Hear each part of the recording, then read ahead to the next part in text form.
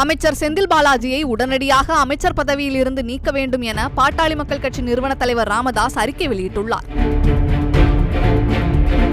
இதுகுறித்து அவர் வெளியிட்டுள்ள அறிக்கையில், சட்டவிரோத பண பரிமாற்ற வழக்கில் கைது செய்யப்பட்டு ஜாமீனில் வெளிவந்திருக்கும் செந்தில் பாலாஜியை அடுத்த நாளே அமைச்சராக்கியதற்கு முதல்வருக்கு உச்சநீதிமன்றம் கடும் கண்டனம் தெரிவித்திருப்பதாகவும், ஊழல் கரை படிந்தவரை உடனடியாக அமைச்சராக்கி தமிழ்நாட்டிற்கு ஸ்டாலின் பெரும் களங்கத்தை ஏற்படுத்திவிட்டதாகவும் தெரிவித்துள்ளார். மேலும் மோசடி வழக்கில் கைது செய்யப்பட்டு வெளியே வந்திருக்கும் செந்தில் பாலாஜியை முதல்வர் ஸ்டாலின் தியாகி என கூறியதாகவும் குறிப்பிட்ட மருத்துவர் ராமதாஸ், முதல்வர் என்பவர் நடுநிலை தவறாமல் இருக்க வேண்டும், ஆனால் ஸ்டாலின் தனது கடமையை மறந்துவிட்டு செந்தில் பாலாஜிக்கு வழக்கறிஞராக மாறி வாதாடி வருவதாக குற்றம் சாட்டியுள்ளார். செந்தில் பாலாஜியை முதலமைச்சர் வலிந்து ஆதரிப்பதையும் புகழ்வதையும் பார்க்கும்போது செந்தில் பாலாஜி மீதான மோசடி வழக்கு விசாரணை தமிழ்நாட்டில் நியாயமாக நடக்கும் எனவோ, பாதிக்கப்பட்ட மக்களுக்கு நீதி கிடைக்கும் எனவோ தனக்கு தோன்றவில்லை என்றும் கூறியுள்ளார். செந்தில் பாலாஜி மீண்டும் அமைச்சராகி இருப்பதால் அவருக்கு எதிரான சாட்சிகள் மிரட்டப்படுவதாகவும், இதனால் செந்தில் பாலாஜியை உடனடியாக அமைச்சர் பதவியிலிருந்து நீக்க வேண்டும் என கூறியுள்ளார். மேலும் செந்தில் பாலாஜி மீதான மோசடி வழக்கின் விசாரணையை வேறு மாநில நீதிமன்றத்திற்கு மாற்றும்படி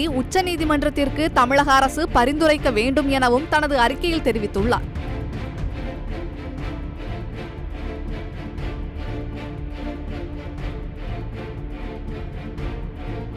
செய்திகளை உள்ளது உள்ளபடி தெரிந்து கொள்ள ரெஃப்ளெக்ட் நியூஸை சப்ஸ்கிரைப் பண்ணுங்க.